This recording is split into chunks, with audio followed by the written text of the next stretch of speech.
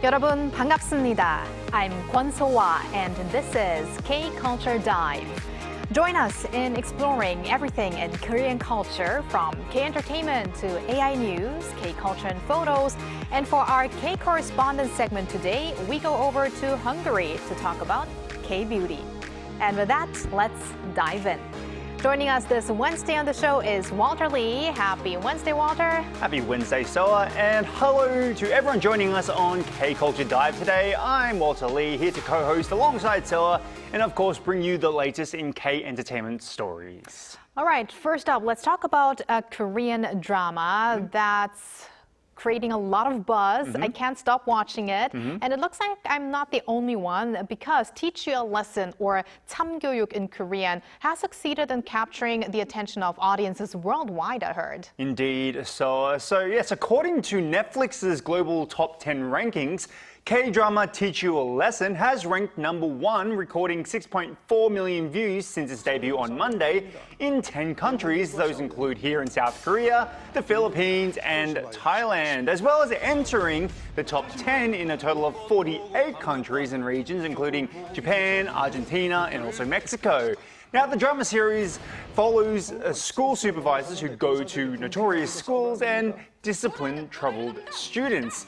Now, this drama is showing a lot of popularity domestically, as I mentioned before. For example, lead actor Kim Woo-yo, probably best known for his role in the Roundup Punishment of 범죄도시 4, has ranked #1 in Fundex's TV OTT drama cast buzz, thanks to his performance in the drama. Now, Fundex's TV OTT is a Korean publication that measures K content, specifically TV shows or dramas, by public attention. Now, in addition, fellow cast members within the same drama, such as Jin Gi-ju, as well as Pyo Ji-hoon and Lee Sung-min, have also ranked in the top 10 cast buzz rankings as well. The drama itself ranked #2 in the TV OTT drama buzz category during the first week of release with around 54,881 points. This is actually the highest opening score for any Netflix original series released in 2026 and ranks 12th among all-time TV OTT drama opening buzz scores. Right, and some might have noticed that Pyo Ji-hoon is actually Pio from Block B, Yes. so also a K-pop star. A big K-pop star, And yes. I mean, just watching around 2 episodes of it, I really felt a lot of 사이다, how you would say in Korean. So there are so many cathartic moments in this story. But I was wondering whether it was actually resonate with the global audience because of the social and educational issues.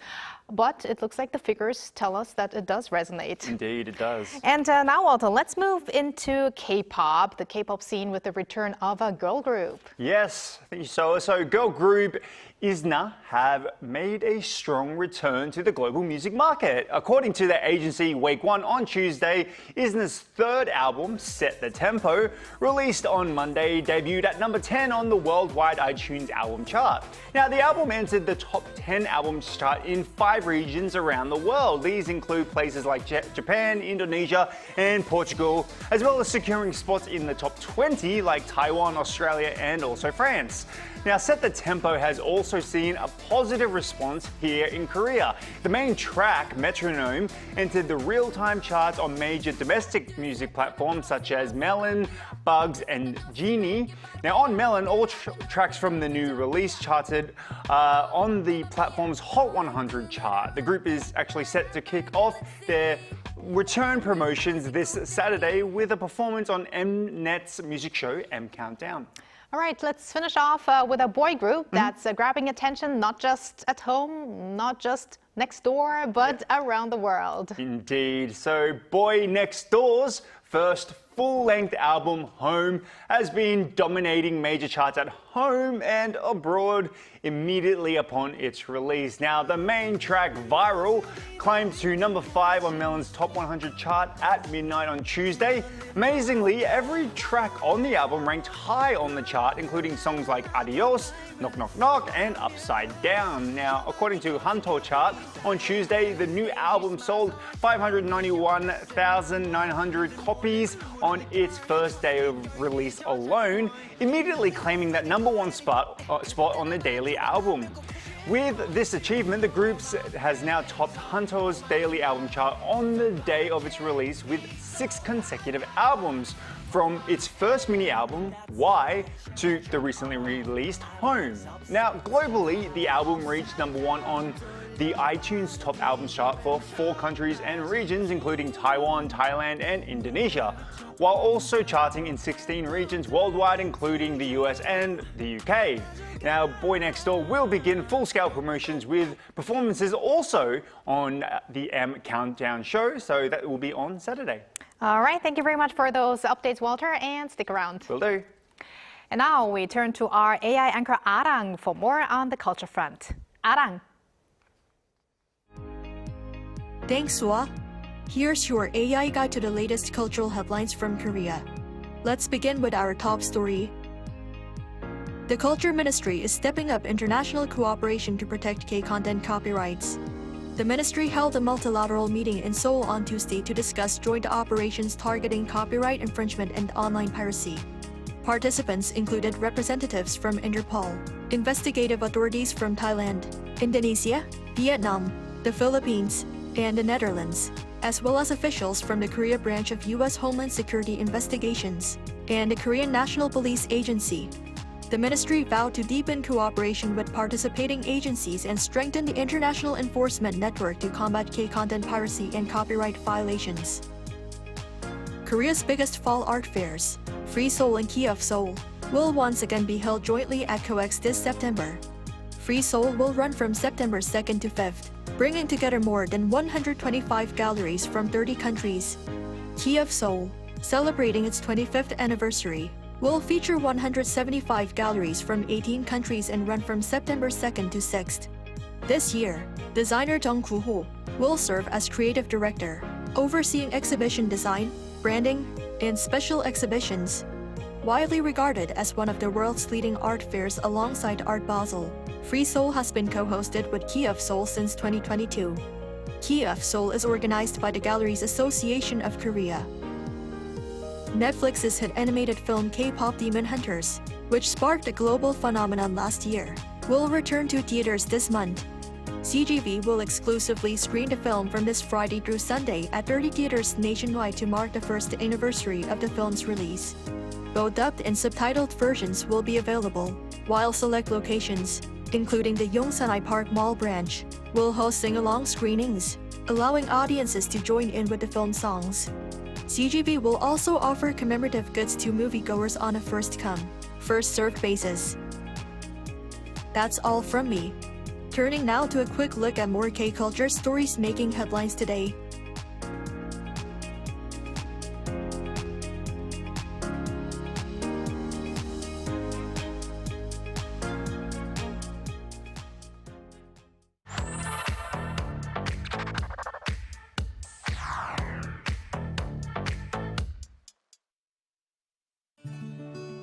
Through a single photo at a time, we take a closer look at culture in Korea. This is K-Culture in Photos. 갯벌 means mudflats. At first glance, they may just look like endless stretches of wet mud along Korea's coast. But these tidal mudflats are actually one of the country's most valuable natural treasures. Recently, Korea's mudflats moved one step closer to an expanded UNESCO World Heritage recognition after receiving an international conservation recommendation. And when the tide goes out, an entirely different world appears. Seals stretch out across the soft mud, basking in the sun and cooling themselves along the wide tidal flats. Meanwhile, fishermen head out onto the mudflats to collect shellfish and seafood by hand, work that has supported coastal communities for generations. But Korea's mudflats are not only about ecology or labor. For many families, they are also places filled with childhood memories. Children run freely through the mud, digging for crabs and clams covered in the sand, laughter, and seawater. In Korea, June is peak tomato season and people are celebrating in some colorful ways. At the annual Twetchon Tomato Festival in Gwangju, Gyeonggi-do Province, just outside Seoul, children dive into giant pools filled with tomatoes, throwing, smashing, sliding, and laughing their way through the bright red chaos. Look at them, don't they look so happy? The festival uses lower-grade tomatoes that are safe to use but difficult to sell commercially. But the tomato craze doesn't stop there. On social media, homemade frozen tomato bingsu recipes are spreading quickly, while luxury hotels are also launching their own tomato-based summer desserts. Even convenience stores, snacks are joining the trend with products like tomato-flavored cup noodles and even tomato candy now appearing across Korea. Sweet, refreshing, healthy, and sometimes completely chaotic, tomatoes are having a moment in Korea this summer. As Korea's summer heat arrives, along with the famous water bomb music festival season, beauty products that can survive sweat and water are suddenly everywhere. On social media, users are actively sharing reviews of their favorite survival beauty items, testing which makeup products actually stay on through extreme heat, humidity, and water. Some even conduct dramatic experiments themselves. In one viral video, a woman applies full waterproof makeup and pours water directly over her head, only to look back at the camera in shock and say, "Wait, it actually didn't come off." And once fully armed with waterproof makeup, many head straight to one of Korea's most popular summer events, water bomb. At the festival, crowds dance under massive water sprays, soaking each other with water guns and splashes as music blasts through the summer heat. Surviving the weather has somehow become part of the beauty routine. At first glance, these pastel-colored covers almost look like cute fashion pouches, but they're actually designed to wrap around books. As textip culture, the idea that reading is stylish again grows among younger Koreans. Book decorating has become a popular trend. Some readers create handmade knitted covers that make books look like they're wearing tiny sweaters. People even decorate them with stickers, charms, brooches, and bookmarks. There are endless choices of colors and designs, allowing readers to express their own personal style through the books they carry and turning ordinary books into small expression of personal taste. And perhaps that's part of the appeal, because what's better than sitting in a cafe with a cup of coffee and pulling out a beautifully decorated book? Nature, food, beauty, and books. Four very different trends, all reflecting what people in Korea are enjoying this summer.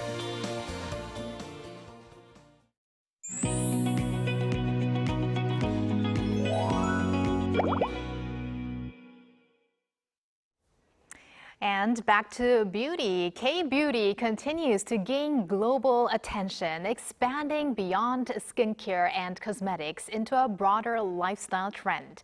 Recently, seminars and workshops in Hungary have been giving local audiences the opportunity to learn Korean skincare routines and makeup techniques firsthand. Today, we're joined by Yoo Hae-ryung, director of the Korean Cultural Center in Hungary, to take a closer look at how K-beauty is being embraced there. Hello, Director Yoo. Welcome. Hello, Director. Hello, this is Hae-ryung, the director of the Korean Cultural Center in Hungary. Nice to see you.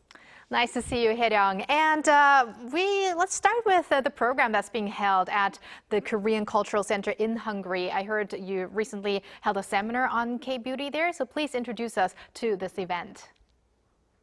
Yes, as Korean skincare has become increasingly popular in Hungary, the Korean Cultural Center has been running a K-beauty seminar series once a month. In total, we have 4 sessions this year. The seminars are led by a local Korean cosmetics distributor who is also a professional makeup artist. The focus is not only on makeup itself, but on the Korean approach to skincare, like how to care for your skin step by step and how to build healthy habits that people can easily apply in their everyday lives. In May, we also collaborated with the Korea Cosmetic Industry Institute to organize a special 2-day workshop. Korean beauty experts introduced the secrets behind Korean skincare and shared the latest color makeup trends from Korea. We were very pleased with the response. More than 100 members of the public attended, with around 20 journalists, beauty influencers, and representatives from beauty magazines such as Marie Claire and Glamour. Sounds like a lot of fun. Yes, indeed. So we understand that the seminar also introduced the scientific principles behind Korean skincare, as well as step-by-step skincare routines. Which aspects generated the strong reactions from participants, and how does Korean skincare differ from, let's say, typical skincare practices in Hungary? I think what impressed participants the most was the philosophy behind K-beauty. Today, trends such as glass skin and inner glow are very popular on social media. These concepts focus on healthy, natural, radiant skin rather than covering imperfections with heavy makeup. In our workshops, we explain not only the skincare routine itself, but also the ingredients and traditions behind Korean cosmetics. People were especially interested in the idea that beauty comes from maintaining healthy and balanced skin over time. It's not about a quick fix, it's about prevention and consistency. For example, in Korea, people often start using sunscreen and anti-aging products long before signs of aging appear. However, in many European countries, including Hungary, skincare has traditionally focused more on correcting problems after they appear. So this preventive approach has really resonated with participants.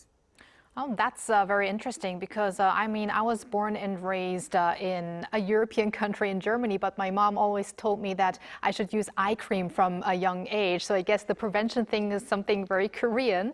But Hae-dong, we're curious about the people attending these workshops. What first sparks their interest in K-beauty? And have you noticed any trends in terms of age groups or demographics? Yes, in Hungary, there's a growing interest in wellness and self-care, and that naturally leads people to invest more in quality skincare products. We see particularly strong interest among younger generations who are heavily influenced by social media and beauty influencers. Natural beauty, vegan products, and a healthy lifestyle are becoming increasingly important, and K-beauty fits very well with those values. What I find interesting is that many participants are surprised by how simple some Korean skincare habits actually are. Something as basic as wearing sunscreen every day and maintaining a consistent routine or learning small habits that help prevent skin aging left a very strong impression. Right, and what kinds of makeup styles and beauty trends are generally popular in Hungary? Have you actually noticed any changes in local consumer preferences after people experience Korean-style makeup techniques or K-beauty products at least? Yes, traditionally makeup trends in Hungary have been similar to those in many other European countries, with matte skin and stronger eye or lip makeup. But that is gradually changing. Thanks to K-beauty, more people are becoming interested in natural-looking skin, softer makeup, the glass skin look, and the everyday use of sunscreen. K-beauty has become very mainstream these days. Major drugstore chains such as DM and Rossmann have dedicated K-beauty sections in their stores. The market is growing quickly as well. Imports of Korean beauty products increased by 56% in 2025 compared to 2024, and consumers can now find around 400 Korean cosmetic products from more than 20 Korean brands in Hungarian retail chains. And as interest in organic and vegan cosmetics grow in Hungary, as you mentioned before, Hae-dong, what are some of the key K-beauty makeup trends this year? And what makes Korean beauty products maybe stand out to Hungarian consumers? This year, some of the biggest K-beauty trends are glass skin, natural makeup, and fresh, clear lip looks. These trends match very well with Hungary's growing interest in organic and vegan beauty products. I think consumers today are moving away from the idea of looking perfect. Instead, they want healthy skin, a natural appearance, and look that reflects their individuality.